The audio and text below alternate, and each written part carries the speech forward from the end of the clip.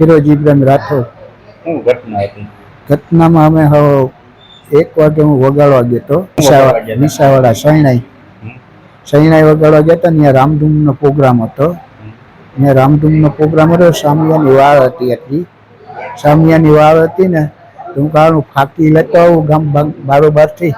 તો 7-8 પાન છે ને ત્યાંનો વિસાવાડામાં ત્યાં ફાકી લેવા ગયો તો ત્યાં 2 જણા દારૂડિયા હતા. તો મને કે ભાઈ શરણાઈ વગાડું. ભાઈ મારે સામિયામાં જવાનું છે, મારે હમણાં નહીં વગડાય.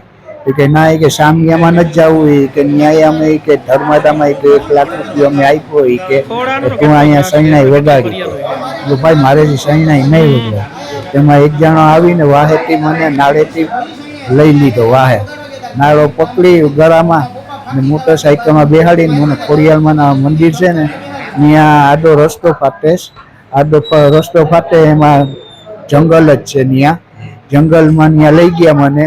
અહીંયા મને મારવા માંડ્યા ને એ કે તને મારી નાખવું હોય કે તું મોમેડિયન છે. એ કે તને મારી નાખવો, મારીને તને કા નદીમાં નાખી દેવો. એ કે એ ઘટના થઈ. બીજી કઈ ઘટના નાગા કારા ને બીજો આપણે નહીં ખોળા સાજન.